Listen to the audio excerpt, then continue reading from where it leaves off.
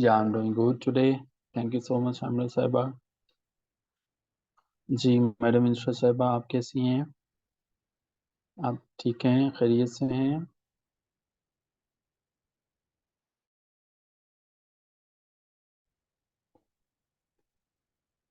अच्छा जी।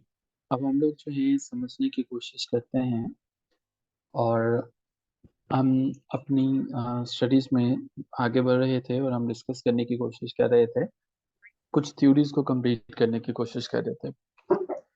आज हमारे पास जेंडर स्टडीज का सेकंड लास्ट लेक्चर है। कल हमारे पास इसका लास्ट लेक्चर होगा, लास्ट सेशन होगा। और वो लास्ट सेशन जो है, इंशाल्लाह उसमें हम तमाम की तमाम चीज़ों को कल जो है वो वाइंड अप करेंगे, वाइंड अप करने की कोशिश करेंगे। हमारे पास कुछ केस स्टडीज ही रह जाएंगी, उन्हीं को हम जो है वो देखेंगे। आज हम एक एक चीज़ को पढ़ते हैं, आराम आराम से समझने की कोशिश करते हैं। और ये हमारे पास जो है वो हमारा आज सेकंड सॉरी लास्ट लेक्चर जो रहेगा। हम कुछ वायलेंस थ्योरीज को समझने की कोशिश कर रहे थे। आज हमारे पास जो है वो ये हम समझेंगे कि वायलेंस थ्योरीज कैसी होती हैं। याद रखें कि 1 नवंबर से हमारे जो है वो टेस्ट सेशन स्टार्ट हो जाएंगे। आपके पास जो जो स्टूडेंट्स जिन जिन सब्जेक्ट्स के लिए उन्होंने टेस्ट सेशंस को एनरोल किया हुआ है, उनके साथ स्केड्यूल शेयर हो जाएंगे। फॉर एग्जांपल हमारे पास एक बुक है, पहली बुक जो है फॉर एग्जांपल जेंडर स्टडीज है। तो 10 डेज में इसको ख़त्म करना है। डेली जो है वो टॉपिक्स आपके पास आएंगे कि डेली जो है वो आपके पास ये टॉपिक है, आपने इसको प्रिपेयर करना है। 10 दिन जो है वो इसके टेस्ट सेशन चलेंगे, जितने दिन भी होंगे। तो वो एक स्केड्यूल से नवंबर, दिसंबर, जनवरी, फरवरी हम जो है वो इन तमाम चीज़ों को ख़त्म करेंगे। हम आप जो एक्सटेंसिव स्टूडेंट्स हैं, जो स्पेशल स्टूडेंट्स हैं, 7-8 के करीब जो हमारे हैं, इनको हम इरादा रखते हैं कि नवंबर से फरवरी तक 4 महीने सिर्फ और सिर्फ टेस्ट सेशंस में रखें। और इंशाल्लाह ऐसा ही होगा। और जो बहुत से स्टूडेंट्स ऐसे हैं जिन्होंने डीएमसी शेयर की, एक दो शायद एक ही मैंने ग्रुप में शेयर की जो हमारे रीसेंट स्टूडेंट्स का था। बाकियों के साथ मैंने डीएमसी शेयर नहीं की। और स्टूडेंट्स जो हैं वो एक ही सब्जेक्ट में टाइम एंड अगेन फेल हो रहे हैं, और वो है इंग्लिश ऐसे। अल्लाह का बड़ा लाख लाख करम है कि जो डीएमसीज मेरे पास आई, उनमें से इंग्लिश ऐसे के अंदर वो स्टूडेंट्स बिल्कुल भी फेल नहीं थे कि जिन्हें मैंने अपनी क्लास के अंदर जो है वो पास किया था। जिन स्टूडेंट्स को मैंने इवेल्यूशन के अंदर 40 मार्क्स ग्रांट करके उन्हें पास किया था, अल्लाह के फजल करम से वो 48 से 50 के दरमियान मौजूद हैं। अल्हम्दुलिल्लाह, ये उसकी ज़ात का करम है। आपके लिए एक लम्हा फ़िक्रिया ये है कि खसूसन वो लोग जो कि पंजाब के पीएमएस के लिए भी जाना चाहते हैं और ख्वाहिश रखते हैं, नईम के साथ भी मैंने एक डीएमसी शेयर की। हमारी एक स्टूडेंट हैं, उनके 600 समथिंग नंबर हैं। एक और डीएमसी आई, उनके जो है वो 700 के करीब हैं, लेकिन जो है वो ऐसे जो है वो नहीं पास हो सका। रिमेंबर वन थिंग, बहुत सी ऐसी जो है वो इंस्टीट्यूशंस आपको मिलेंगे, ऊंचा ऊंची दुकान फीका पकवान के नाम से। आप लोगों को जो सब्जेक्ट जो है वो फेल करेगा वो इंग्लिश ही होगा। इंग्लिश ऐसे और प्रेसी जो है वो ये दोनों खतरनाक सब्जेक्ट्स हैं। जेंडर आपको कभी फेल नहीं करेगा। जेंडर में आप कुछ भी नहीं पढ़ के जाओगे, आप 45 से 50 नंबर ले लोगे, लेकिन जेंडर 45-50 नंबर वाला सब्जेक्ट नहीं है। जेंडर 70 से 80 नंबर वाला सब्जेक्ट था। ठीक है। क्रिमिनोलॉजी आपको फेल नहीं करेगा। आपको जो है वो फेल बाकी सब्जेक्ट्स नहीं करेंगे। आपको पंजाबी फेल नहीं करेंगे। आपको ये वाले सब्जेक्ट्स जो हैं वो करेंगे। जी जी जी। पीएमएस में स्केड्यूल पहले ही शेयर हो जाएगा जी आमिर साहिबा। जो स्टूडेंट्स हमारे साथ हैं वो उनके साथ स्केड्यूल इंशाल्लाह शेयर हो चुका होगा। तो उनको स्केड्यूल बता दिया जाएगा, एक ग्रुप में ऐड कर दिया जाएगा। और इनके जो है वो साथ फिर 28 फरवरी तक इनके जो है वो सेशंस चलेंगे। 28 फरवरी तक सेशन सुना दिए है कि नवंबर के 10 दिनों में एक सब्जेक्ट जो है वो होगा। फिर 11 से 20 नवंबर तक एक सब्जेक्ट होगा। फिर जो है वो हमारे पास नवंबर में 3 सब्जेक्ट इस तरह से ख़त्म होंगे। नवंबर में एक ही चलेगा सब्जेक्ट चलेगा। इन स्टूडेंट्स को रिग्रेस जो है वो इवेल्यूशन सेशंस में से भी गुजरना पड़ेगा। इवेल्यूशन सेशंस से भी इनको जो है वो जाना पड़ेगा। और ये ज़रूरी होगा कि ये उस ऐसे में मुझे जो है वो क्लास में पास होकर दिखाएं।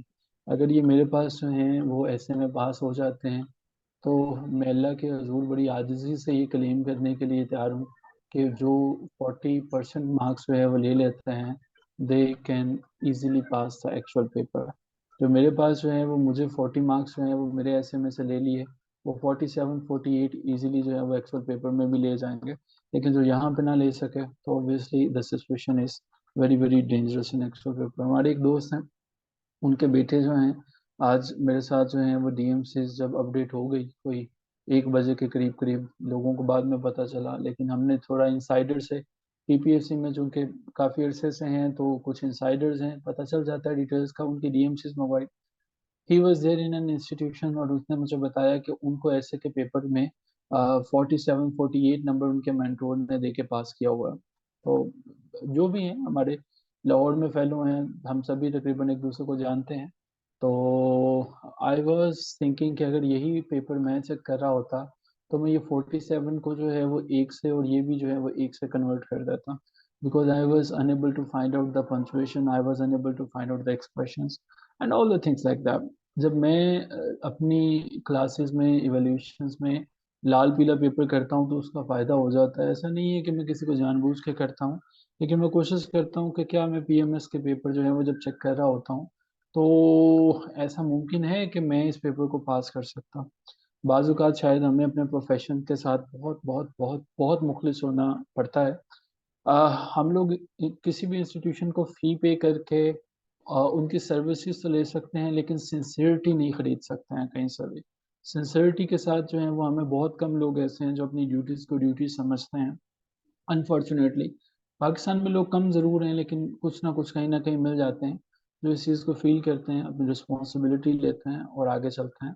तो जहाँ आज मैंने ढेरों डीएमसीज़ देखी और जहाँ उनमें मुझे ऐसे नज़र आया, तो मुझे अल्लाह के फज़ल करम से ये देख के खुशी भी हुई कि 17 के करीब लोग ऐसे थे जो ऐसे में पास थे, ऐसे उनका मेरे पास था, ऐसे में पास थे। कोई प्रेसी में उड़ गया था, कोई पॉलिटिकल साइंस के पेपर 2 में जो है वो फेल था, कोई जो है वो मैथ्स कम्युनिकेशन के पेपर 2 में से फेल था। इनमें से जो है वो लोग फेल थे। लेकिन ओवरऑल इनका स्कोर जो है वो 600 से ऊपर था। कोई जीके के अंदर जो है वो फेल था। कोई ऐसी सिचुएशन जो है वो हमारे पास मौजूद थी। लेकिन अल्हम्दुलिल्लाह ओवरऑल जो एक एस्टिमेशन था वो यही रहा था कि ऐसे के पेपर में जो बच्चे थे हमारे, जिनको मैंने पहले ही बता दिया था कि आप जो हैं वो यहाँ पे फॉल करेंगे, वो वहीं पर आए। सो मेरी हम्बल सी रिक्वेस्ट होगी, in my humble position, wherever you are, it does not matter, आप अपने घर पे पढ़ रहे हो, आप न्यूटन के पास पढ़ रहे हो, आप ऑक्सफोर्ड की छत पे बैठ के पढ़ रहे हो, आप जो है वो जो बाइडन के पास बैठ के पढ़ रहे हो, आप जो है वो किसी भी रीनाउंड इंस्टीट्यूशन में पढ़ रहे हो, आप एमओसीसी में पढ़ रहे हो, आप खुद से पढ़ रहे हो, इन चीज़ों से कोई फ़र्क नहीं पड़ेगा कि आपने कहाँ बैठ के क्या पढ़ा था। जिन चीज़ों से फ़र्क पड़ेगा वो ये फ़र्क पड़ेगा कि आपने लिखा क्या है। वो 3 घंटे के अंदर व्हाट इज़ योर परफॉर्मेंस, आपने बताया क्या है, आप एग्जामिनर को कन्विंस करने में कामयाब हो गए। और उससे पहले ये बताने की ज़रूरत है कि हमारे जो हैं एक सोसाइटी जो है, सोसाइटी में, जी जी, मेरी नज़र से जो गुजरे थे उसमें इस्लामियात में भी 2 केसेस थे, आप ठीक कह रहे हैं। इस्लामियात में सबसे ज़्यादा लोग फेल होते हैं नॉर्मली इंग्लिश ऐसे के बाद जो है।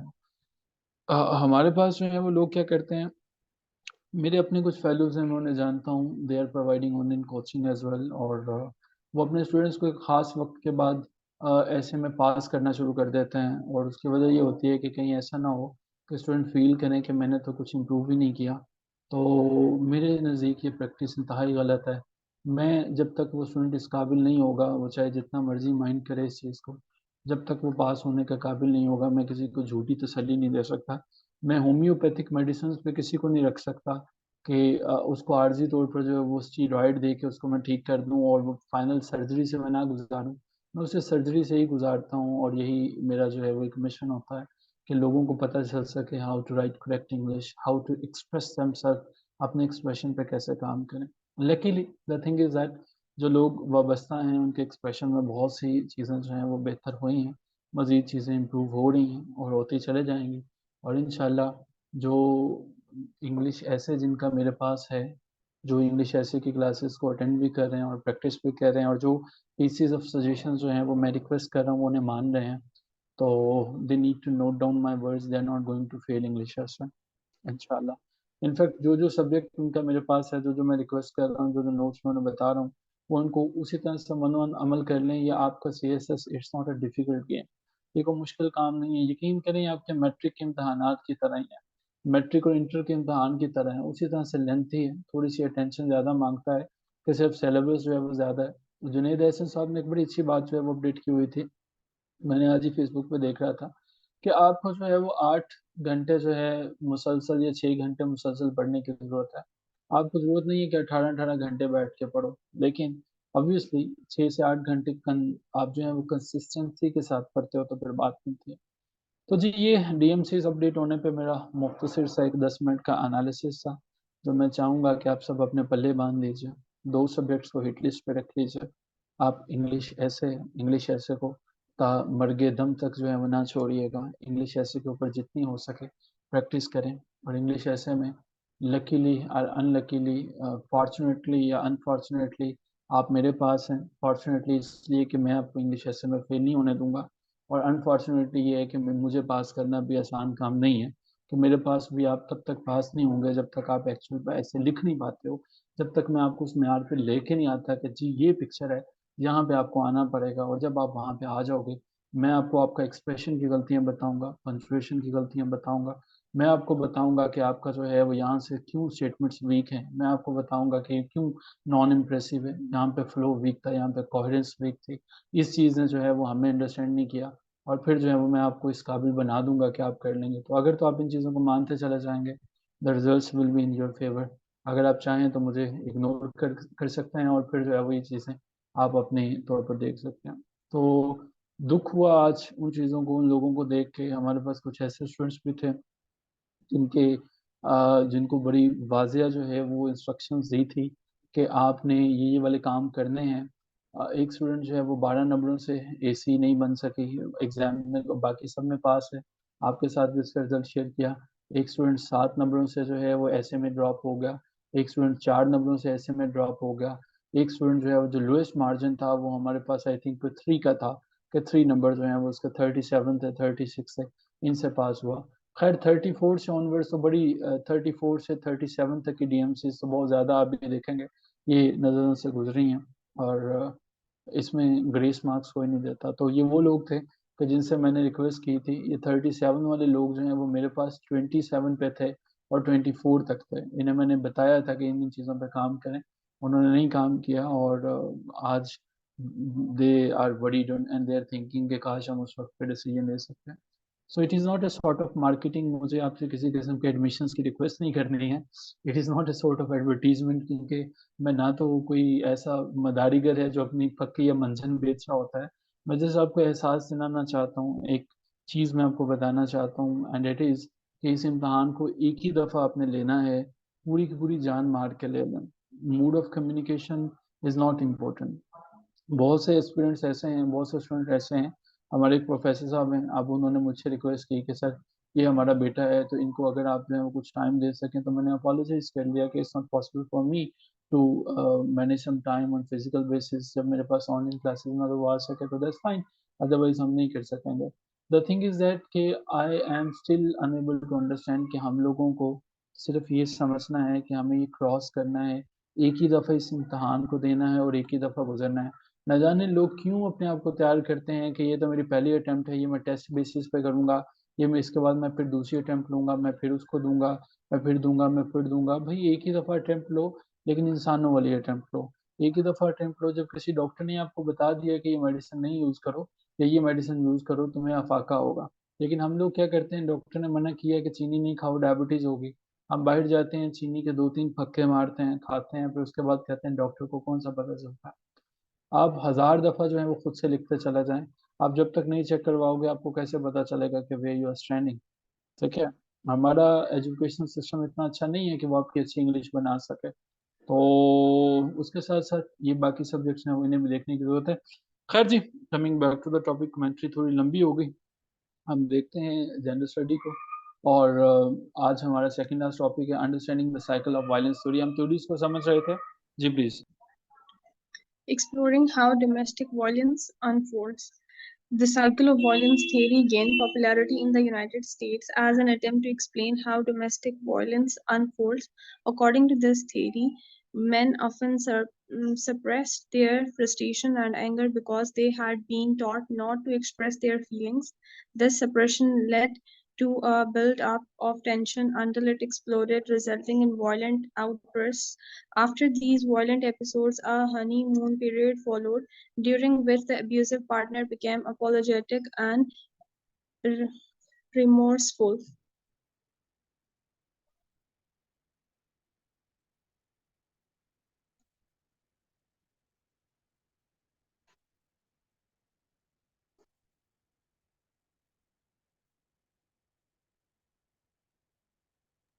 अच्छा मैम, इंस्टा आपने रिमोर्सफुल के ऊपर काफ़ी दबाव दे के पढ़ा। आप एंटी फेमिनिस्ट हैं।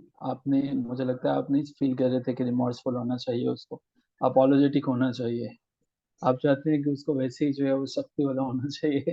खैर जी, coming back to the topic and talking about the cycle of violence. देखो यार, दुनिया में हर चीज़ जो है साइकिल में चलती है। ठीक है। हम लोग जो हैं वो जैसे वंस अगेन हम बात करते हैं कि एक डियर है, एक हिरन है। हिरन को जो है वो शेर खाता है। शेर जो है वो मर जाता है, और उसको, और हिरन जो है वो घास खाती है। घास खाती है, और फिर जो है हिरन घास खा जाता है, और घास जो है खाने के बाद हिरन बड़ा होता है, और फिर इसको जो है वो शेर खा जाता है। शेर जो है वो मर जाता है, और दोबारा जो है वो दफन होता है, नीचे गिरता है, घास में पड़ा रहता है। इसको जो है वो घास खाती है, घास को फिर हिरन खाता है। एक साइकिल चल रहा है।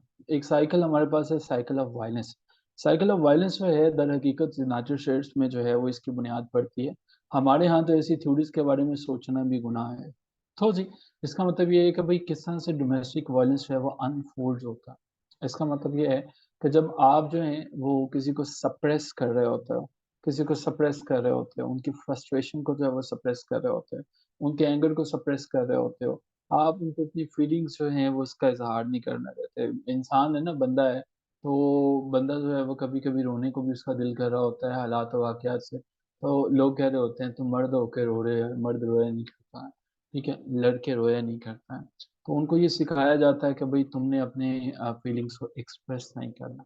अब होता क्या है, वो फीलिंग्स को दबाता है, वो एक्सप्रेस नहीं करता। रोएगा अगर तो आउटबर्स्ट हो जाएगा ना, सारी की सारी चीज़ें जो हैं वो उसकी निकलती चले जाएंगी, और वो हल्का हो जाएगा। लेकिन उसके बाद जो है वो फिर एक्सप्लोड करता है, एक्सप्लोड करता है, और फिर वायलेंटली आउटबर्स्ट करता है। तो ये वो साइकिल की थ्योरी ये कहती है कि डोमेस्टिक वायलेंस इस वजह से होता है कि बंदा जो है वो, चूंकि उसको ये मुआशरा सिखाता है कि भाई तुमने रोना नहीं है, तुमने रोना धोना नहीं है। और इस वायलेंट एपिसोड्स के बाद जो है वो फिर क्या होता है कि वो पहले अपनी बीवी की जाके ठीक ठाक मरम्मत करता है, और फिर उसके बाद जो है वो एक हनीमून पीरियड आ जाता है।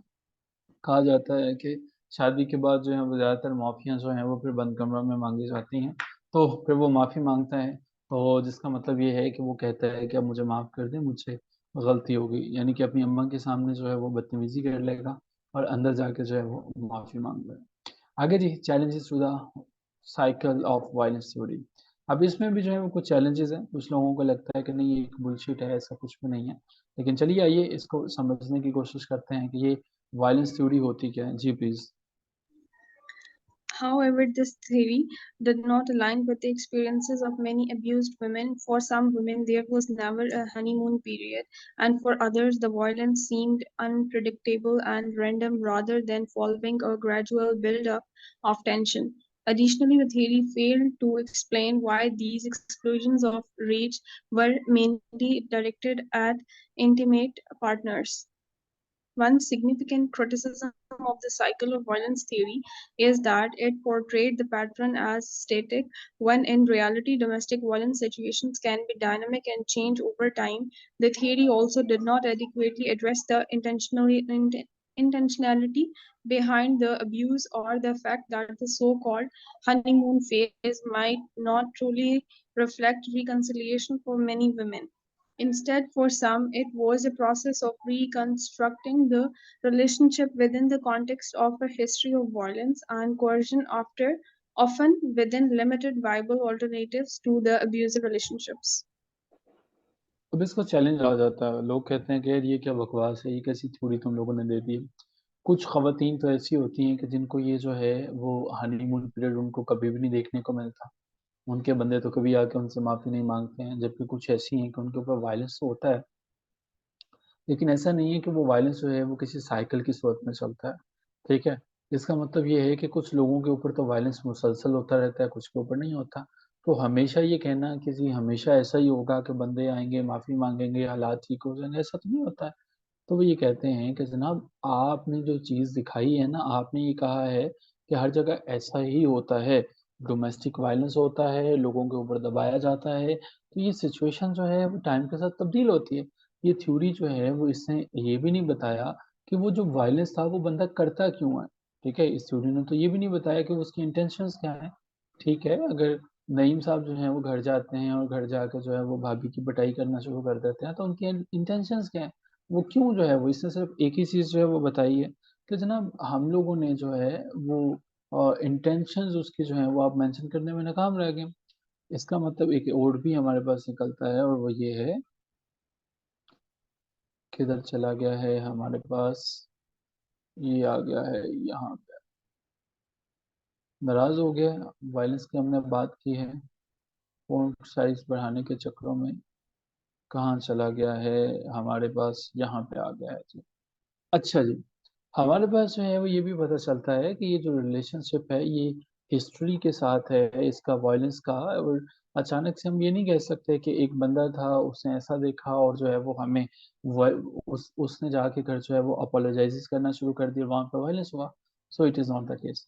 अगर हम समरी की बात करें, समरी में हमारे पास ये है कि जो वायलेंस थ्योरी है इसने एक फ्रेमवर्क देने की कोशिश की।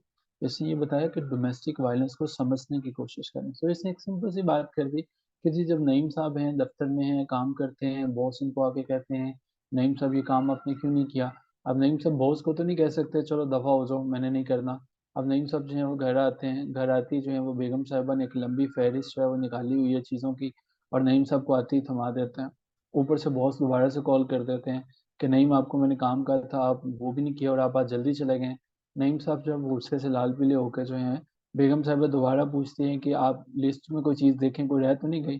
तो नईम साहब जो है वो ठीक ठाक तरीके से जो है वो वायलेंस पे उतर आते हैं। अब वो वायलेंस हमारे पास फिजिकल भी हो सकता है, मेंटल भी हो सकता है। कुछ देर के बाद नईम साहब को जो है वो पता चलता है कि मुझे टाइम से माफ़ी मांग लेनी चाहिए, कहीं ऐसा ना हो कि आज रात मुझे भूखा सोना पड़े, खाना नहीं बना होगा ना।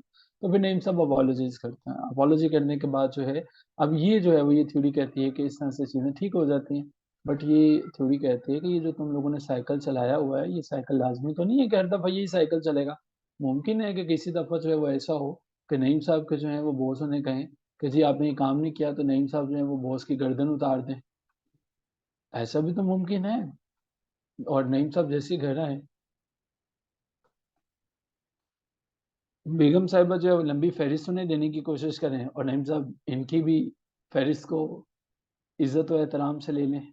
अब हर सूरत हाल में गर्दन ही नहीं उतारी जाती है, तो हो सकता है नईम साहब जो है वो एक्सेप्ट कर लें इसको जो है वो खामोशी से।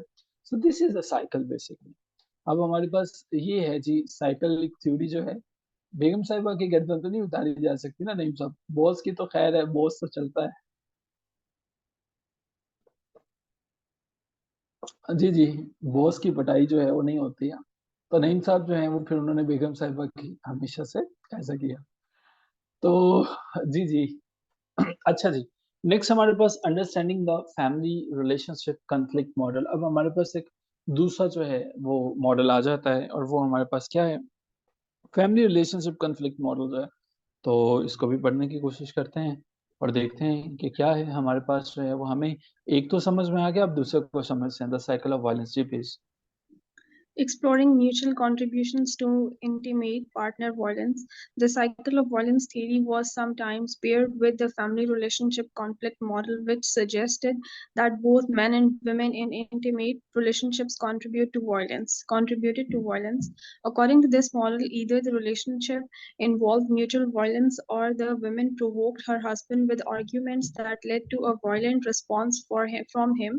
The woman's behavior was seen as contributing to the tension building in the men, eventually leading to a violent outburst followed by a honeymoon period. जी आगे बढ़िएगा, चलें जी। सो अच्छा चलें, इसको पहले मैं एक्सप्लेन कर देता हूँ। अच्छा देखिए, वो कहते हैं कि जी ये अकेला जो है, नईम साहब जैसे जो मर्द हैं उन्होंने भी एक दिन अपना एहतजाज रिकॉर्ड कराने की सोची। आखिर कब तक जो है वो नईम साहब हम लोग जो है वो अपना मुंह बंद रख सकते हैं? क्यों जो है वो हमारे पास ज़ियाकार बनूं, सूदे फरामोश बनूं? ठीक है। तो उन्होंने सोचा कि क्यों ना हम लोग भी जो है वो अपना एहतजाज जो है वो रिकॉर्ड कराएं। ठीक है। हम लोग भी जो है वो बताएं कि हमारे ऊपर भी जो है वो जुल्म सितम होता है। तो साइकिल ऑफ वायलेंस जो है इसके ऊपर उन्होंने बात करने की सोची। उन्होंने कहा कि ये सिर्फ मैन ही नहीं है जो कि ये जुल्म सितम करता है, खवातीन भी जो है वो करती हैं। ठीक है। पहले तो खवातीन की तरफ से बड़ी सख्त गुस्से की तरफ से देखा गया कि क्यों ज़ियाकार बनूं, सूदे फरामोश रहूं, फिक्रें फरदा न करूं, महवे गमे दोष रहूं, नाले बुलबुल के सुनूं और हमतन गोश रहूं, हमनवा मैं भी कोई गुल हूं कि खामोश रहूं।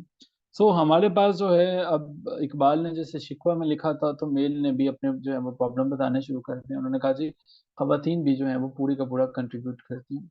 जैसे इसी से जुड़ा एक वाक़या है कि हम लोग जो हैं वो हमारे पास एक शरीफ, इंतहाई शरीफ इंसान जो हैं वो हमारे दोस्त नईम साहब की तरह ही एक दिन घर तशरीफ लेके जाते हैं।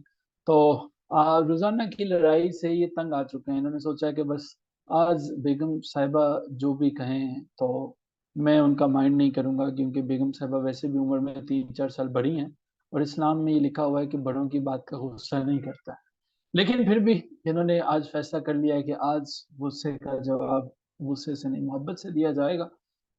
कोई आधा घंटे के करीब खामोशी रही होगी कि बेगम साहिबा ने फरमा दिया कि हम तुम्हारी गूंगी खामोशी से जो है वो कभी हार नहीं मानेंगे, और तुम्हें मुसलसल, अब तुम चाहते हो कि तुम गूंगा बन के खामोश रह के जो है वो ये जंग जीत सकोगे।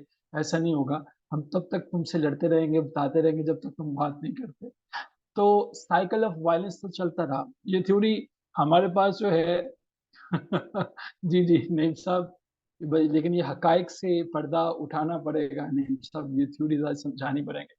तो ये जो दूसरा था हमारे पास फैमिली रिलेशनशिप कॉन्फ्लिक्ट का मतलब ये है कि अकेली खवातीन जो हैं वही सिर्फ जो है वो जुल्म नहीं सहती हैं, मर्द भी जो है वो इसमें शामिल हैं।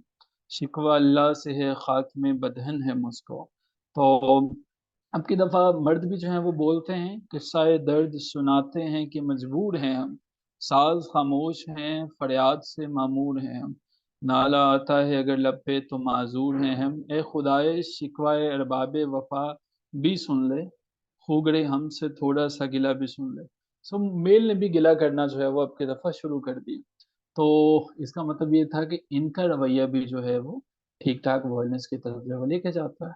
जैसे मैं एक अक्सर जोक सुनाया करता हूँ कि एक साहब थे, वो अपनी बेगम के साथ जब शॉपिंग करने गए, तो वहाँ पे बेगम साहिबा ने देखा कि सेल चल रही है और बदकिस्मती से या खुशकिस्मती से फ्लैट 50% ऑफ है। बेगम साहिबा ने भी इसका पूरा फ़ायदा उठाया और उन्होंने भी कोई 1 दर्जन के करीब जो हैं वो सूट अपने खरीद लिए। 1 दर्जन सूट खरीदने के बाद उन्होंने कहा कि मैं 2 सूट उन्हें और बड़ी हसरत से देखे और बड़े दूर पड़े हुए प्यारे लग रहे थे। तो उन्होंने अपने हस्बैंड से फ़ॉर्मेलिटी पूरी करने के लिए पूछा कि क्या ये भी ले लूँ?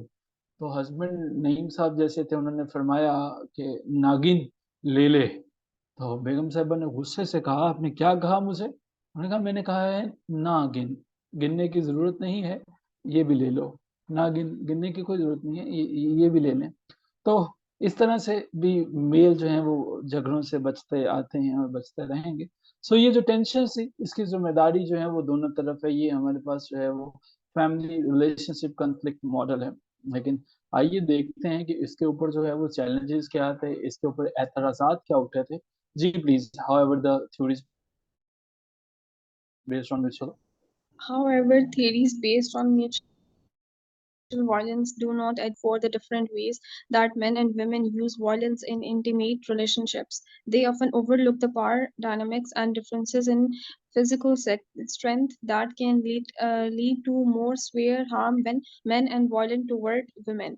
Furthermore, theories suggesting that violence is a response to provocation from the victim can be seen as a form of victim blaming. It places responsibility on the victim for the violent actions of their partner, which is not a fair or accurate representation of the dynamics at play in abusive relationships. The family relationships conflict model also fails to explain instances in which violence occurs over tribal issues or when a husband starts beating his wife while she is asleep, situations that do not fit the idea of mutual provocation. In essence, while the family relationship conflict model attempted to provide an explanation for intimate partner violence, it did not adequately consider the broader context of power dynamics and the complexities of abusive relationships, leading to an incomplete understanding of the issue. Thank you so much ma'am Insta. आपके background में बड़ा अच्छा music भी साथ साथ चल रहा था, इसने हमारे बचपन की यादें भी ताज़ा कर दी।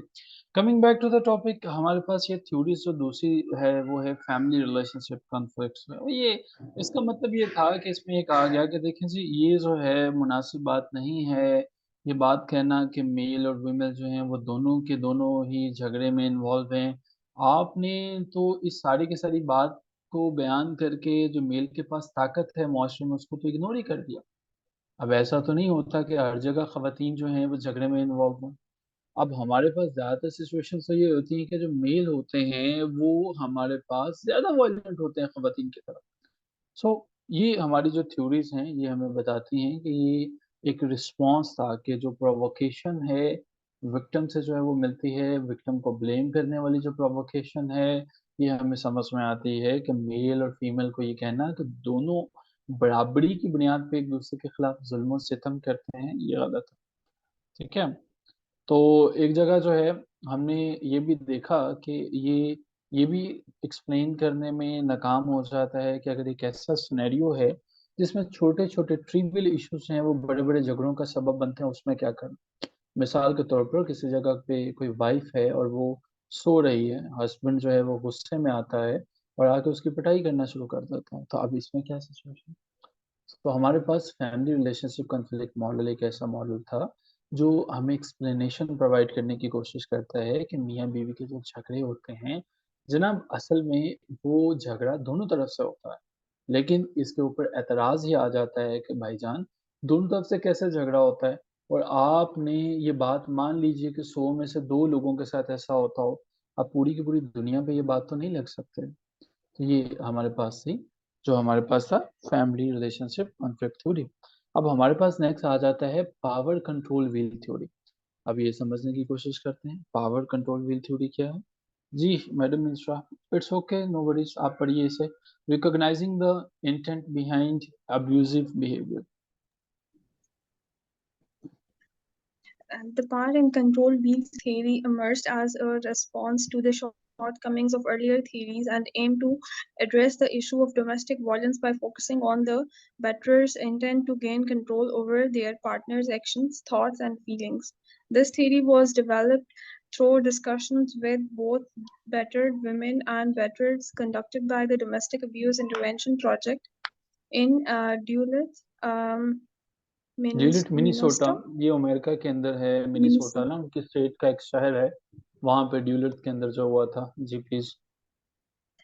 The power and control wheel describes various tactics that an abuser used to establish and maintain power and control over their partner. In an abusive relationship, the batterer employs a partner of tactics outlined in the power and control wheel to reinforce their use of physical violence, contrary to earlier theories that suggested violent incidents were isolated events or cyclical expressions of anger and frustration. This theory posits that each instance of violence as part of larger pattern of behavior designed to exert and maintain power and control over the victim. अच्छा देखें जी, अब हमारे पास theory है understanding the power and control wheel theory. जैसे माजी में आप लोगों ने देखा था ना, पहिया जो है वो पहिए को कहा जाता है कि बनी हुए इंसान की जिंदगी में अगर कोई सबसे ज्यादा अजीम तरीन चीज है तो वो पहिया है। ठीक है, वो हमारे पास जो है वो पहिया है। So understanding the power and control theory का मतलब ये है कि जब एक ऐसी थ्योरी थी जिसने ये देखने की कोशिश की कि पहले वाली थ्योरियां नाकाम क्यों, उनको क्यों जो है वो नाकामी का सामना करना पड़ा। अब की दफा इन्होंने कहा कि घर के अंदर जो डोमेस्टिक वायलेंस होता है, अब हम मार खाने वाले के ऊपर तवज्जो देते हैं, बैटर्स इंटेंट देखते हैं कि वो जो है वो किस तरह से अपने पार्टनर के एक्शन को देखते हैं। उसकी थॉट को, उसकी फीलिंग को देखता है। सो हमारे पास एक प्रोजेक्ट शुरू हो जाता है। सो नईम साहब जैसे हमारे काबिल दोस्त जो हैं वो एक ऑर्गेनाइजेशन बनाते हैं और domestic abuse intervention project DAIP, यानी कि डोमेस्टिक घर के अंदर अब्यूजेस को देखेंगे, इंटरवेंशन प्रोजेक्ट्स को देखेंगे, और ये ड्यूलत मिनीसोटा में इसको बनाता है। अब पावर कंट्रोल व्हील जो है वो ये बताता है कि जनाब जब जो एक अब्यूजर है वो कोशिश करता है अपने आप को, अपनी पावर को स्टैब्लिश करने के लिए, अपना पार्टनर है, पार्टनर को ये बताने के लिए कि जो है वो मैं ज्यादा ताकतवर हूँ। जिस तरह से एक हस्बैंड है तो वो फरमाया करते हैं, जब मेरी नई नई शादी हुई तो मेरे दोस्तों ने कहा कि बेगम साहिबा के ऊपर अगर आप पहले दिन ही कंट्रोल हासिल कर लेंगे तो आपकी सारी जिंदगी सुकून से गुजर जाएगी।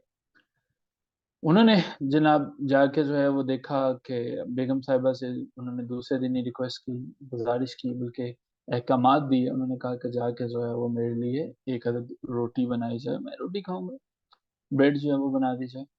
तो बाहर बैठे टीवी लॉन्च में हस्बैंड इंतज़ार कर रहे हैं और आज बड़े खुश हैं, इंतज़ार कर रहे हैं कि चलें अभी रोटी तो मुझे मिल जाएगी, लेकिन बेगम साहिबा जो है वो रोटी बना भी रही है कि नहीं बना रही, क्योंकि जिस बेलने के ऊपर वो बनाया करती थी उसकी जो है वो आ, एक टांग थोड़ी ढीली थी, तो आवाज़ आया करती थी जब उसके ऊपर रोटी बेली जाती थी। आज नहीं आ रही। तो बेचारे क्यूरियसिटी से, बड़ी हैरत से अंदर जाते हैं देखने के लिए, तो देखते हैं कि बेगम साहिबा ने, उसकी एक टांग जो है वो तो टूटी थी। तो उनसे पूछा कि आज इसकी आवाज नहीं आ रही। वो कहती हैं हाँ, ये बहुत खटपट कर रहा था, एक टांग टूटी थी, मैंने तीनों तोड़ के रख दी हैं ताकि इसका दिमाग ठीक रहे और अब इसे पता चले कि मैंने जो है वो शोर नहीं करना, मैं इससे डिस्टर्ब होती हूँ। उसके बाद हस्बैंड जो है वो खामोशी से बाहर निकल आए और जो कुछ हुआ वो आप अंदाज़ा लगा सकते हैं कि उन्होंने पावर कंट्रोल जो है वो पार्टनर के ऊपर ये ख्याल छोड़ दिया कि मुझे जो है वो अपने पार्टनर के ऊपर मेंटेन करना है पावर को, ये कंट्रोल हासिल करना। तो एक ऐसा जो है वो रिलेशनशिप जिसके ऊपर जो है वो डोमेस्टिक अब्यूज इंटरवेंशन प्रोजेक्ट चला था ड्यूलिथ के अंदर मिनीसोटा में। अब हमारे पास जो है, जी इसमें बड़ा गहरा सबक है समझदार लोगों के लिए। उन्होंने अब्यूजिव रिलेशनशिप बताया कि जो बैटरर है, मारने वाला है, वो एक टैक्टिक्स को कुछ अप्लाई करता है, वो बताना चाहता है कि मैं कंट्रोल जो है वो मेरा है अपने पार्टनर के ऊपर। पहली वाली जो थ्योरी थी, उन्होंने वायलेंस को, सिर्फ वायलेंस इंसिडेंट को सजेस्ट किया था, उन्होंने ये नहीं बताया था कि ये इवेंट्स किस तरह से सारे के सारे मिल के जो हैं, एंगर और फ्रस्ट्रेशन मिल के जो है वो वायलेंस को पैदा करते हैं, उसको लार्जर पैटर्न में हम कैसे देख सकते हैं। ये हमारे पास से एक ऐसी थ्योरी जिसमें एक पार्टनर दूसरे के ऊपर पावर को मेंटेन करना चाहता है। ठीक है, ये जो द कोर आइडिया था इसका, कि वो क्या करना चाहता है, पावर को क्यों लेना चाहता है, क्या बातें हैं, जिसको हम पढ़ते हैं। जी। At the heart of the power and control wheel theory is the recognition that the primary purpose of violence in an abusive relationship is to exert power and control over the victim. While factors like witnessing abuse as a child or substance abuse may contribute to abusive behavior, they are not the root cause of the violence. Instead, the batterer consciously employs these tactics to ensure their partner's submission and compliance, ultimately ensuring they get their way. As explained by scholars, सही क्या है? Scholars. As explained by scholars Chester and Ganley, perpetrators of domestic violence bring certain expectations of dominance and control into the intimate relationship.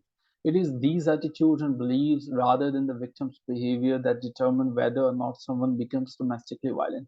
So हमारे पास जो है वो एक हमारे पास बंदा है जिसका नाम हमारे पास चेस्टर है। ठीक है, चेस्टर है, चेस्टर है, इसमें सी जो है वो एस के तौर पर हम उसकी साउंड जो है वो यूज करेंगे, चेस्टर था।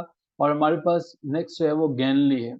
चेस्टर और गैनली जो है वो ये मिल के बताते हैं, इसको एक्सप्लेन करते हैं। वो कहते हैं भाई देखो, जो वायलेंस है खवातीन के ऊपर वो इसलिए किया जाता है कि हमने उनके ऊपर कंट्रोल हासिल करना।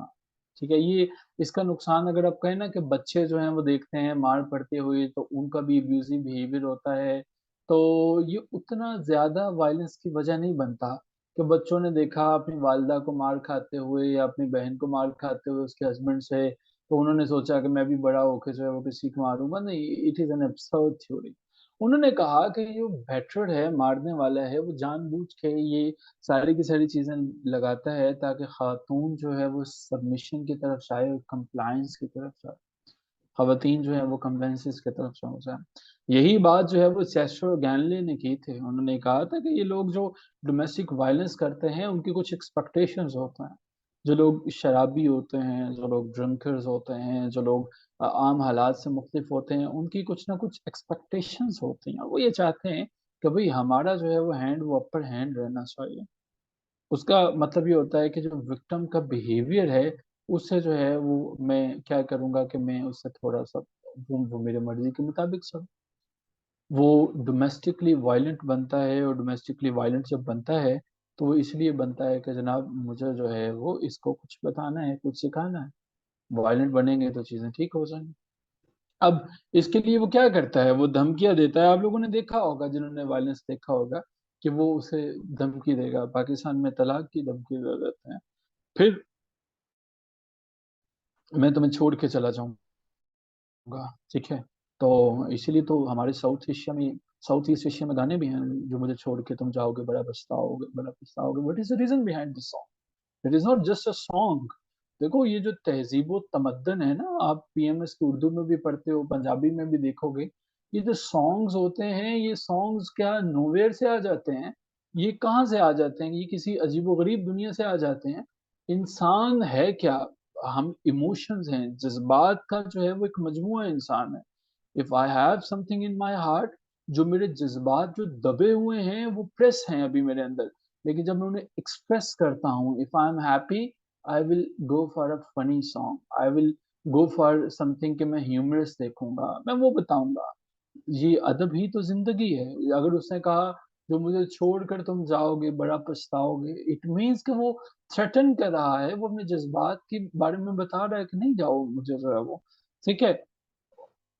तो committing suicide, report them to the welfare, कि वो इस तरह की धमकियां जो है वो देखता है, देने की कोशिश करता है। और उसकी वजह क्या है कि वो चाहता है कि मेरा अपर हैंड, और जो है वो इंटिमिडेट करने की कोशिश करता है। इंटिमिडेशन से क्या मुराद है कि मैं प्रॉपर्टी जो है वो उससे तो मैं आग कर दूंगा, मैं निकाल दूंगा, वेपन्स को जो है वो डिस्प्ले करता है। और तो और कुछ लोग जो हैं, जिस तरह से हम पाकिस्तान में रहते हुए देखते हैं कि हम इमोशनल अब्यूज करते हैं। मिसाल के तौर पर खातून को, आप जो है, अभी तो यहाँ पे हमारे पास ज्यादातर फीमेल स्टूडेंट ही हैं, खातून को जो कुछ भी कहोगे वो वैसी हो जाएगी। कीप सेइंग हर, तुम जो है वो बदसूरत हो, बदसूरत हो, बदसूरत हो, वो ultimately with the passage of time वैसी बन जाएगी। Keep saying her you are looking good, you are looking cute, with the passage of time she will adopt the habits. यार आई एम लुकिंग गुड और मुझे अच्छा लगता है, मुझे देखना है। Keep telling her you are unique, you are this, you are that, वो वैसे बन जाएगी। It means the mind is everything, Buddha ने कहा था, whatever you think you become. So when you keep telling something you can do it, you can do it, वो कर जाता है। जब आप किसी को बताते चले जाते हो कि हाँ ये ऐसा हो जाएगा, ऐसा करते चले जाओगे, तो ऐसा ही होता है। अगर आप किसी को जो है वो हमेशा बताते रहोगे तुम निकट्टू हो, नायहल हो, निकम्मी हो, तुम नहीं कर सकते हो, वो फिर इसको जो है वो उसी तरह हो जाएगा। सो ह्यूमिलेट करने की कोशिश की जाती है, आइसोलेशन टेक्निक्स यूज की जाती हैं, उनको जो है वो डिनाई किया जाता है, ब्लेम किया जाता है। When I was the principle of A school, में अपने एक ऐसे दोस्त को जो है वो जानता हूँ जो वायलेंस पे बिलीव रखा करता था, और मैं उसे हमेशा बताया करता था कि वायलेंस पे यकीन नहीं रखा।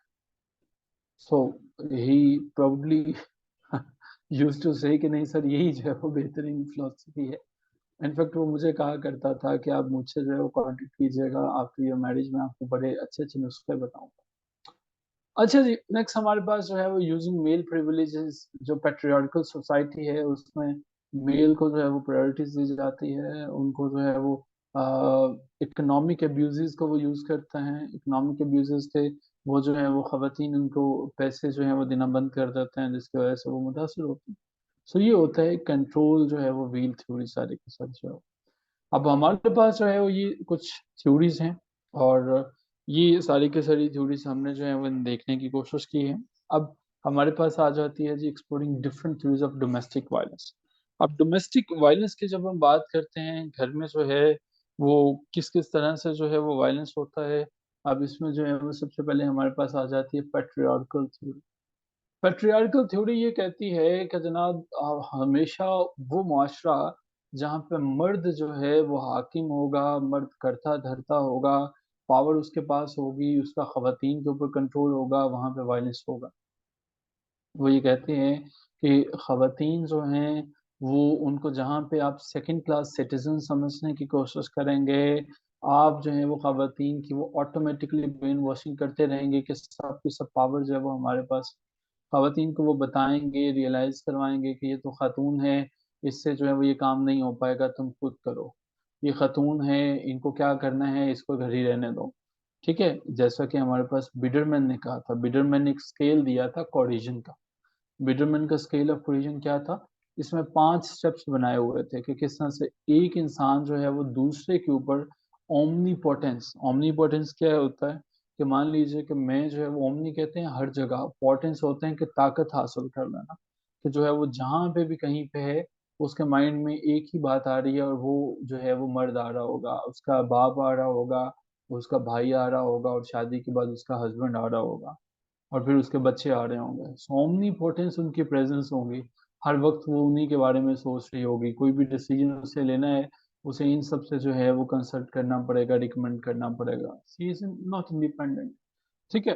सो अब जो है अगर वो उनकी मर्जी के खिलाफ जाएगी, वायलेंस को बेयर करना पड़ेगा, वायलेंट अटैक्स होंगे, आइसोलेशन होंगे, इमोशनल अब्यूजेस होंगे, और काइंडनेस जो है वो नहीं मिलेगी। दूसरा, ये कल्चर सा बन चुका है जिसमें हमारे पास जो है वो ये देखा जाता है कि जो टॉलरेट हमारे पास जो लोग हैं वो टॉलरेट नहीं करते हैं फिजिकल वायलेंस को। अगर हम कल्चरली जो है वो इन चीज़ों को इनकॉर्पोरेट करने की कोशिश करें, अगर हम ये जो वायलेंसेस हैं इन्हें कम करने की कोशिश करें, कल्चर के लिहाज से लोगों को बताएं कि you do not need to do this, हम अपने बच्चों को, मर्दों को ये तालीम दें, तो फिर हमारे पास चीज़ें तब्दील होंगी। लेकिन इसे पढ़ते हैं कल्चर ऑफ वायलेंस थ्योरी। जी प्लीज मैडम इंस्रा राजपूत साहिबा, क्या आप इसे पढ़ेंगे एक दफा? जी sir. Overview: this theory suggests that in large pluralistic societies, certain subcultures may develop norms that tolerate physical violence to a greater extent than the dominant culture. It argues that family violence occurs more frequently in such violent subcultures. Example: peer relationships that support patriarchal dominance and the use of violence within the family can exemplify this subculture. It also suggests that exposure to violent imagery in pornography or on TV can contribute to a culture of violence against women. अच्छा जी। ये theory suggest करती है कि जो large pluralistic societies होती हैं जहाँ पे बहुत से सब कल्चर्स होते हैं, वो फिजिकल वायलेंस को टॉलरेट नहीं करते हैं। वो सॉरी, फिजिकल वायलेंस करते हैं, उसको जो है वो लाजमी तौर पर करते हैं। अब हमारे पास जो है पीयर रिलेशनशिप की जो है वो एक मिसाल आ जाती है कि विद इन ए फैमिली जो है वो हम लोग देखते हैं कि अगर एक कल्चर जो है वो बन जाता है वायलेंस का, एक जगह जो है वो किसी के ऊपर जुल्म सितम होता है, तो हम इसको एक आम सी बात समझना शुरू कर देते हैं कि अगर भाईजान ने जो है वो फलां की पिटाई कर दी, तो दूसरा भाई भी इसे आम सी बात समझेगा कि हमने भी इसको जो है वो बेगम साहिबा की पिटाई करना कोई आम सी बात ही है, कोई खास बात नहीं है। ठीक है। हमारे पास दूसरे नंबर पे violent imagery in pornography and TV can contribute to a culture of violence. बहुत सी ऐसी जो है वो हमारे पास पोर्नोग्राफिक मूवीज आ जाती हैं कि जो वायलेंस को प्रमोट करने में जो है वो मदद करती हैं। सो इस तरह का जो लिटरेचर होता है, जिस तरह की चीजें होती हैं, they disturb the human. Sir mostly combined families में ही वायलेंस ज़्यादा होती as compared to separate family. It means females को हस्बैंड से कोई ज़्यादा इशू नहीं होते, अदर फैक्टर्स हैं जो वायलेंस को प्रमोट करते हैं। ये आपका point of view as an observer आ गया है, लेकिन चूंकि आप फीमेल नहीं हैं और आप मैरिड नहीं हैं, तो इसलिए इस जवाब को किसी न किसी रेफरेंस की ज़रूरत पड़ेगी, कि कोई ना कोई अगर आप रेफरेंस दे सकें तो फिर पता चलेगा कि आपके गिरदो नवा में कोई ऐसा इंसिडेंट हुआ हो, तो फिर हम उसे कहेंगे reference based institute. But overall I do second you, मैं आपकी बात से इत्तेफाक करता हूँ, और आप बिल्कुल ठीक कह रहे हैं। नेक्स्ट ही हमारे पास है इकोलॉजिकल थ्योरी जो है वो। जी please. The ecological theory seeks to link family violence to the broader social environment. It considers various factors, including culture, social networks, family dynamics, circumstances, and family history. Risk theory. This framework lays the foundation for a risk-based theory of domestic assault, where risk factors are identified based on specific criteria. अच्छा जी, अब ये कुछ theories हैं, आम आम सी theories हैं, जिसमें हमारे पास इकोलॉजिकल थ्योरी है। इसका मतलब ये होता है कि जनाब किसी का कल्चर कैसा है, क्या वो फॉर्मल था, वो इनफॉर्मल कल्चर है, उसके ऊपर ये बात करती हैं। सोशल नेटवर्क्स की बात करती हैं, फैमिली डायनामिक्स को देखती हैं। तो ये हमारे पास इकोलॉजिकल है। रिस्क थ्योरी है, वो ये देखती हैं कि अगर किसी की किसी जगह पर शादी हो गई है तो क्या वहां पे भी हमारे पास जो है वो इस चीज का रिस्क है कि उन लोगों के साथ जुल्म सितम किया जाता है। इवोल्यूशन थ्योरी जो है इस चीज को देखती है कि जब से हम इवॉल्व हुए हैं, सिंपल से कम्प्लेक्स स्ट्रक्चर्स बने हैं। पहले हजरत आदम होते थे, फिर फैमिली बनती है। तो क्या ये वजह है कि जैसे जैसे हम इवॉल्व होते चले जा रहे हैं, वैसे वैसे हमारे पास जो है ये चीजें जो है वो जुल्म सितम बढ़ता चला जा रहा है? कि हमारे वालिदैन जो हैं, वो जो पेरेंटिंग स्टाइल है, क्या उसको बदलने की जरूरत है? तो किस तरह से हम चीजों को जो है वो बदलने की कोशिश करेंगे? सो ये जो थ्योरीज हैं ये बेसिकली वायलेंस पे अपना पर्सपेक्टिव पेश करती हैं। हर एक का पॉइंट ऑफ व्यू मुख्तलिफ है। हर एक सोसाइटी की, कल्चर की, साइकोलॉजिकल फैक्ट्स की बात करता है और इन तमाम चीज़ों को देखने की कोशिश करता है। अब जी हमारे पास है understanding feminist theory and the other psychological perspective on domestic. Feminist theory हमारे पास एक ऐसी थ्योरी है जो ये समझने की कोशिश करती है कि जनाब मेल और फीमेल जो सोसाइटी के अंदर रहते हैं उनके दरमियान रिलेशनशिप क्या है। तो एक्सेस जो है वो रिसोर्सेज की खवातीन को भी उतनी है। किसी जगह पे नईम साहब जो हैं वो अगर लाइब्रेरी में जा सकते हैं तो फिर खवातीन भी जो है वो वहाँ पे जा सकते हैं, या सिर्फ नईम साहब जो हैं वो उन्हीं को जो है वो ज़रूरत है। फेमिनिस्ट स्टूडेंट जो है वो खवातीन के हकूक़ की एडवोकेसी करते हैं। और फेमिनिज्म का आपको ऑलरेडी पता है। अब हमारे पास है bio psychological, bio physio social perspective जो है वो। अब ऐसा है, ये एक ऐसी थ्योरी है जो कहती है कि आपको रिलेशनशिप को समझने के लिए जो है वो बायोलॉजिकल, सोशल और साइकोलॉजिकल फैक्टर्स को समझना पड़ेगा। अगर आप खवातीन और मर्दों का रिलेशनशिप समझना चाहते हो तो तीन तहों में तकसीम कर।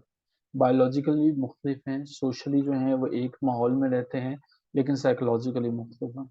इसका मतलब ये है कि आपको ये समझना पड़ेगा कि क्या बायोलॉजिकल फैक्टर्स, जैसे हमारे पास टेस्टोस्टेरोन लेवल जो हैं, कहीं ऐसा तो नहीं है कि मर्दों के अंदर ये वजह जो है वो पैदा करते हैं स्ट्रेस और सोशल सपोर्ट की। सो साइकोलॉजिकल फैक्टर्स क्या क्या हैं, किस तरह से हम जो है वो इन चीज़ों को देख सकते हैं, ट्रीट कर सकते हैं। नेक्स्ट हमारे पास एक्सचेंज थ्योरी है। तो ये कहती है कि लोग जो हैं वो तभी एक दूसरे से झगड़ते हैं जब जो है वो बेनिफिट को, जब जो है वो ये फील करते हैं कि हमारे पास जो है ये जो फलां पर्सन है इसका ज़्यादा बेनिफिट हो रहा है, मेरा कम हो रहा है। फॉर एग्जांपल जो है, अगर एक हस्बैंड है उसे लगता है कि मेरी जो बेगम है, बेगम साहबा है, वो ये वाला काम नहीं करती हैं, कि वो जो है फॉर एग्जांपल पर्सन ए जो है वो उनकी बीवी जो है वो शी इज़ ऑफिसर समवेयर, और मैं पर्सन बी हूँ, मेरी बीवी कुछ नहीं करते हैं। तो एक्सचेंज थ्योरी में ये क्या होगा, तो उसको ये मकसद, वो जुल्म करेगा ताकि वो सर्टन गोल हासिल करे, अपनी वाइफ को बताएगा कि आपको भी ऐसा करना चाहिए, उसका बिहेवियर तब्दील करने की कोशिश करेगा। और वो कोशिश करेगा कि मैं जो है वो इसको हर कीमत पे हासिल करूँ। जैसे बाज़ात ख़वातीन जो होती हैं उनके वालिद साहब की तरफ से कुछ प्रॉपर्टी आ जाती है, कोई ना कोई उसको जो है वो जायदाद मिल जाती है, और अब जो है वो पर्सन भी जो है वो उससे इसलिए सिर्फ शादी कर लेता है कि शी इज़ वेल ऑफ, वो अच्छे ख़ानदान से है तो मुझे शादी करनी चाहिए। अब वो एक्सचेंज थ्योरी ये कहती है कि इसने शादी जो है वो इस मकसद के लिए की है ताकि मैं एक सर्टेन गोल जो है वो अचीव कर सकूँ। उसको जो है वो अब हासिल करना है, हर कीमत पे वो ये चाहेगा कि उसके लिए चाहे जो मर्जी हो जाए, वो हर हद से गुजर जाए और इसके ऊपर ज़रूर काम करे। ये हमारे पास होगी एक्सचेंज थ्योरी। फिर हमारे पास इन्वेस्टमेंट थ्योरी। इन्वेस्टमेंट थ्योरी जो है वो हमारे पास ये बात करती है कि हम, कुछ ऐसे लोग हैं वो इन्वेस्टमेंट करते हैं इमोशनली, जज्बात की, सोशली या फाइनेंशियली, ताकि वो जो है वो अपने पार्टनर का पॉइंट ऑफ व्यू तब्दील कर सकें। ठीक है। मिसाल के तौर पर जो है वो किसी की बीवी जो है वो उससे नाराज हो जाती है, या कोई हस्बैंड उससे नाराज हो जाता है, बीवी उससे नाराज हो जाती है, तब वो इन्वेस्टमेंट उसे करनी पड़ेगी। किस चीज़ की इन्वेस्टमेंट करनी पड़ेगी? इमोशनली, सोशली, फाइनेंशियली जो है वो उसे, तीनों तरह से। तो ये थ्योरी के मानने वाले ये कहते हैं कि जब आप इन्वेस्टमेंट करने में नाकाम हो जाते हैं तो इट मीन्स कि फिर आपको सफर करना पड़ता है। नेक्स्ट हमारे पास है रिसोर्स थ्योरी। रिसोर्स थ्योरी जो है वो ये बताती है कि आपको रिसोर्सेज के ऊपर जो है वो आपके रिसोर्सेज अच्छे होंगे तो आपके जो है वो रिलेशनशिप देर तक चलेंगे। रिसोर्सेज से मतलब है सोशल लर्निंग थ्योरी जो है वो ये बताती है कि वायलेंस तब आता है जब हम लोग जो है वो सिचुएशन से सोशली जो माहौल चल रहा होता है उससे सेटिस्फाइड नहीं होते। मान लीजिए कि एक जगह पे हम देखते हैं कि हमारे पास जो है वो हम बॉस हमें तंग कर रहे हैं, हम घर जाते हैं तो बीवी से भी जो है वो झगड़ा हो जाता है, खाना खाने जाते हैं वालदा से झगड़ा हो जाता है। तो हम सोशल से जो है वो सोशली इर्द गिर्द माहौल से वायलेंस को लर्न करते हैं। हमें स्ट्रेस जो है वो बताती है, हमारी फैमिली हिस्ट्री बताती है कि हम जो है वो वायलेंस की तरफ जा रहे हैं। सो ये हमारे पास जो है वो सोशल लर्निंग थ्योरी है। और नेक्स्ट हमारे पास है जी मैरिटल पार्ट थ्योरी जो है वो ये थ्योरी वो है जो ये बताती है कि लोग जो है वो चार मकासद के लिए जो है वो हमारे पास दूसरे के ऊपर दबाव डालने की कोशिश करते हैं। उसमें पहला उसका जो है वो पावर है कि पावर को हासिल करना चाहते हैं अपने पार्टनर पे दबाव डालने के लिए। फिर उसके बाद जो है वो कोशिश करते हैं कि एसेट और रिसोर्सेज से दबाव डालने की कोशिश करें। फिर उसके बाद जो है वो इंटरेक्शनल टेक्निक यूज़ करते हैं ताकि उससे जो है वो कंट्रोल हासिल किया जाए। और आखिर में जो है वो अपने डिसीजंस इस तरह से देंगे कि उनके पार्टनर को जो है वो मानना पड़े। और आखिरी जो थ्योरी है वो हमारे पास बड़ी खतरनाक थ्योरी है जिसको हम जो है वो ट्रॉमेटिक बाइंडिंग थ्योरी कहते हैं, बॉन्डिंग थ्योरी। ट्रॉमा से मतलब ये है कि जब कोई पर्सन है और उसके ऊपर जुल्म किया जाता है और वो जुल्म करते करते जब वो किसी ट्रॉमेटिक सिचुएशन के अंदर चला जाता है जहाँ पे रिलेशनशिप जो है वो अब्यूज की बुनियाद पर है, जहाँ पे जो फीलिंग्स हैं वो किसी न किसी अब्यूज की बुनियाद पर चलती हैं, ये हमारे पास ट्रॉमेटिक जो है वो बॉन्डिंग थ्योरी है। इनके ऊपर कभी भी डिटेल से नहीं पूछेगा लेकिन हो सकता है कि आपको कुछ शॉर्ट क्वेश्चन जो है वो देगा, शॉर्ट क्वेश्चन आपके साथ जो है वो दे दे। तो ये हमारे पास जेंडर स्टडीज के कंप्लीट नोट्स थे। कल के जो क्लास होगी वो हमारे पास कुछ और पेजेस होंगे वो आपके साथ शेयर कर देंगे। कल हमारी जो है वो जेंडर स्टडी के ऊपर लास्ट क्लास होगी और उसमें हम जो है वो जेंडर स्टडीज को ख़त्म करेंगे। परसों हमारे पास 4 अक्टूबर से इंशाल्लाह, बिकॉज हमारे पास टाइम काफ़ी कम है, तो हम इस्लामिक स्टडीज़ की तरफ जो है वो मूव कर जाएंगे। हम कोशिश करेंगे कि 4 जो अक्टूबर है वो वेडनेसडे है, तो वेडनेसडे और थर्सडे को हम इस्लामिक स्टडीज़ जो है वो अपनी शुरू करें और उसको ज़रूर कंप्लीट करें। तो thank you so much for all those people who have posed it, just उन्होंने अपनी रजिस्ट्रेशन कंप्लीट करवा ली और उन्होंने ग्रुप में ऐड कर दिया होगा यकीनन जुनैद साहब ने आपको। तो 4 अक्टूबर को आपसे उन क्लासेस में मुलाकात होते हैं और नोट्स उसके शेयर कर दिए जाएंगे, पास्ट पेपर उनके शेयर कर दिए जाएंगे, बल्कि ग्रुप में उन्होंने लिंक पोस्ट कर दिया होगा, ये शाम तक कर देंगे और बाकी डिटेल्स जो है वो इंशाल्लाह आपको अपडेट कर देंगे। यहाँ तक कोई क्वेश्चन है तो पूछा जा सकता है। आमिरा लिखती हैं जब फिर सेपरेट होते हैं तो हस्बैंड वाइफ की आपस में लड़ाई शुरू हो जाती है। आमिरा वो तो चलता है ना, बेगम साहिबा जो होती हैं उन्होंने अपने अब्बा के घर इतने साल गुजारे होते हैं अदब से, तो अब सारी की सारी चीज़ें बदला उन्होंने हस्बैंड से भी तो लेना होता है। तो हस्बैंड से वो आके फिर जितनी बचपन में बटाई उनकी हुई होती है वो आके अपने हस्बैंड की करती हैं। आह आह एक लंबी कहानी है और नहीं सब वायलेंस से बचने का कोई तरीका जो है। एक दफा एक एक बुजुर्ग से ये क्वेश्चन पूछा गया कि सर आपने अपनी बीवी के साथ जो है वो कितने साल गुजारे हैं। उन्होंने बड़े फख्र से बताया, बड़ी खुशी से, कि मैंने 30 साल गुजारे हैं। तो उन्होंने कहा कि 30 सालों में आपका कभी कोई झगड़ा कोई वायलेंस हुआ? उन्होंने कहा सवाल ही नहीं पैदा होता कि हमारा झगड़ा हो। उनसे पूछा गया कि इसका क्या खूबसूरत तरीका है कि 30 साल और कभी कोई झगड़ा कोई लड़ाई नहीं हुई। उन्होंने कहा हमने पहले दिन ही जो है वो फैसला कर लिया था कि अगर आप जो है मुझसे नाराज होंगे तो आप जाके वहां पे सामने खेत में एक अदद जो है वो आम का दरख्त लगाएंगे। तो बस हमारी इसके बाद कभी नाराजगी नहीं हुई। तो पूछा आपने फिर कितने आम के दरख्त जो है वो लगाए? कहता है अल्हम्दुलिल्लाह आज मेरे कोई 20 के करीब आम के बागात हैं और हर एक खेत के अंदर जो है एक एक हजार के करीब दरख्त हैं। ठीक है, तो कोई 20 हजार के करीब जो है वो 30 सालों में मैंने दरख्त लगाए हैं, लेकिन हमारा झगड़ा कभी नहीं हुआ।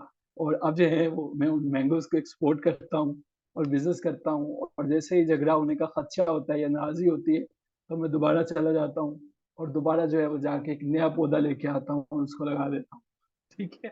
तो उनके अभी इस बागात हैं। तो ये बुज़ुर्ग की जो बात है ये काफ़ी समझदार है।